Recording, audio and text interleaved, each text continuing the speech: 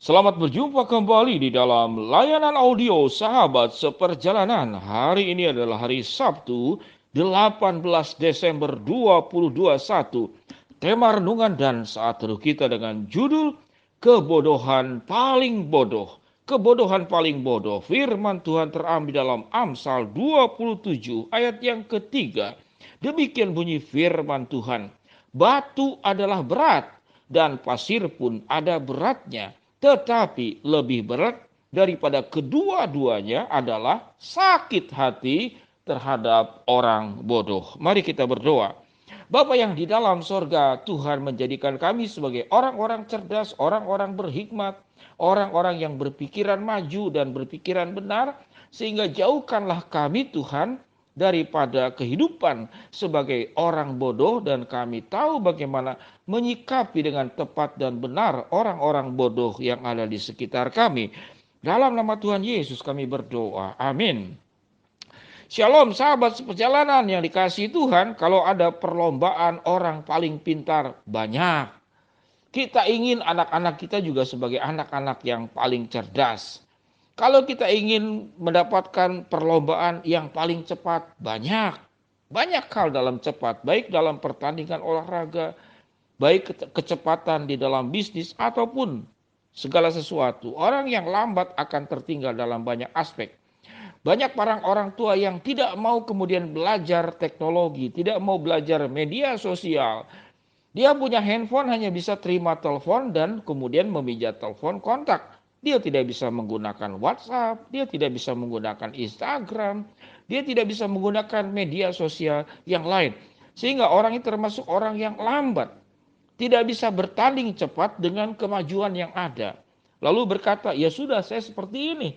Ya diterimain saja, orang mau terima saya silakan, tidak mau terima ya sudah. Nah, ini namanya penyakit au. Penyakit au itu auban.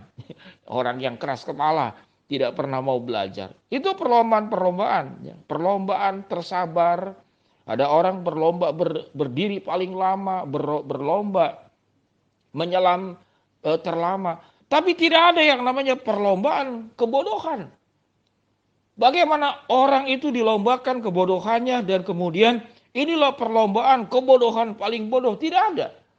Namun di dalam Alkitab ada catatan kebodohan yang paling bodoh. Apa yang Alkitab katakan dalam Amsal 27 ayat yang ketiga? Batu adalah berat dan pasir pun ada beratnya. Tetapi lebih berat dikatakan, yang lebih berat dari batu, yang lebih besar dari pasir, apa yang lebih berat? Tetapi yang lebih berat dari keduanya adalah sakit hati terhadap orang bodoh. Jadi kebodohan orang bodoh itu adalah sesuatu yang keliru. Tetapi sakit hati kepada orang bodoh ternyata jauh lebih buruk. Jadi kebodohan itu adalah orang hidup dalam kebodohan adalah buruk. Tetapi yang lebih buruk adalah sakit hati terhadap orang bodoh. Orang bodoh ini bukan orang yang tidak terpelajar, tapi orang yang tidak mau belajar. Perhatikan kalimat ini baik-baik. Jadi orang bodoh itu bukan orang yang tidak terpelajar. Kalau tidak terpelajar karena keadaan, karena kondisi keuangan, dia tidak bisa menempuh pendidikan yang baik. Itu orang apa? Orang yang tidak terpelajar. Tapi kalau orang yang tidak mau diajar, dia punya kesempatan menjadi lebih baik, dia punya kesempatan maju, dia punya kesempatan berkembang, tetapi dia tidak mau. Dan bahkan dia merasa dalam kebodohannya sebagai orang pandai, sebagai orang cerdas, sebagai orang yang serba tahu. Sehingga Alkitab mengatakan, kebodohan karena sebuah pilihan, karena tidak mau belajar, itu udah sebuah keburukan. Tetapi lebih buruk daripada keduanya, yang Alkitab mengatakan yang lebih berat dari batu, yang lebih berat daripada pasir, adalah sakit hati terhadap orang bodoh. Sahabat seperjalanan yang dikasihi Tuhan, mengapa ada orang yang sakit hati terhadap orang bodoh? Karena orang tersebut, orang yang sakit hati terhadap orang bodoh, dia tidak bisa menyaring. Menyaring mana yang harus diterima, mana yang harus dipercaya, mana yang harus diikuti, mana yang tidak harus diikuti. Maka hikmat itu hanya akan dimiliki oleh orang yang cerdas di dalam Tuhan. Orang yang cerdas di dalam Tuhan, dia bisa menilai orang. Dia tahu bergaul dengan siapa. Dia tahu mana yang perlu didengar, mana yang tidak perlu didengar. Dia tahu dengan jelas mengolah hatinya.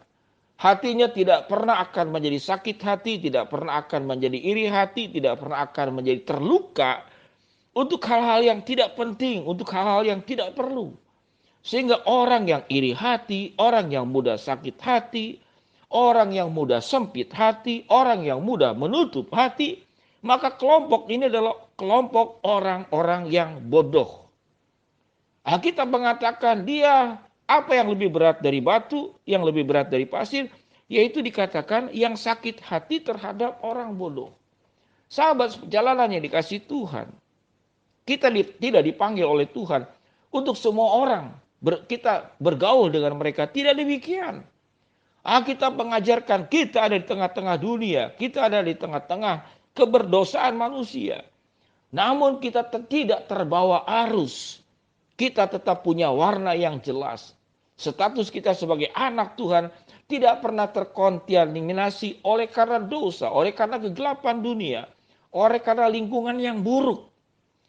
Kita tidak pernah akan hancur dan direndahkan karena kata-kata ucapan orang yang menghina kita, yang memfitnah kita, yang merendahkan kita.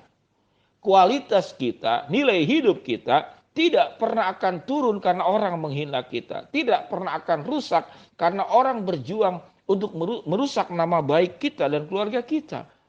Dia tidak akan berubah. Sahabat seperjalanan, kalau kita punya emas, sebutlah tidak usah banyak. 2 gram, 3 gram, 4 gram. Maka emas yang kita beli, mari kita cerca, mari kita fitnah. Mari kita marah-marahin. Mari kita bodoh-bodohi.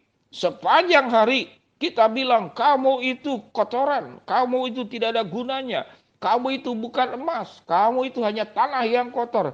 Sepanjang hari kita ucapkan kata-kata yang seperti demikian kepada emas. Kita tunggu besoknya.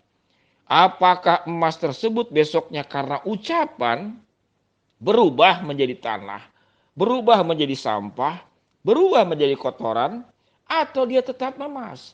Dia akan tetap sebagai emas. Dia disimpan di lumpur, dia emas. Dia simpan di tempat gelap, dia tetap emas. Maka orang-orang yang cerdas, orang-orang yang berhikmat, dia tahu dengan jelas tentang nilai hidupnya. Nilai hidup kita tidak pernah akan diubah, tidak pernah akan dirusak oleh karena kebodohan manusia. Oleh karena orang menghina kita, orang kemudian menyudutkan kita, orang tidak menghargai kita. Kalau kita emas, kita tetap akan emas. Dalam kondisi apapun juga. Dan sewaktu Tuhan menghargai kita, kita disebut sebagai biji matanya Allah. Kepunyaan Allah, imamat rajani, bangsa yang kudus, umat kepunyaan Allah.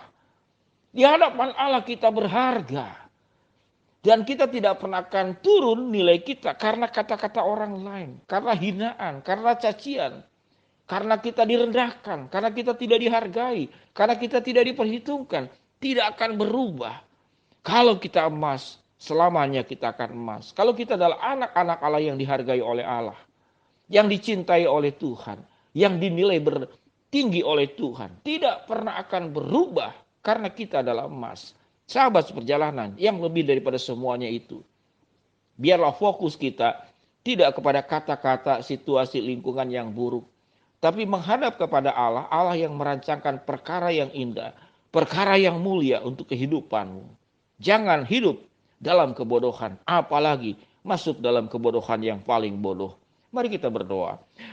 Bapa yang di dalam sorga, ya Tuhan, hamba-Mu berdoa buat yang sedang sakit, Tuhan jamah sembuhkan.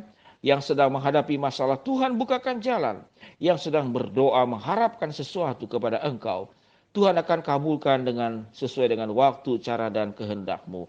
Dalam nama Tuhan Yesus kami berdoa. Amin.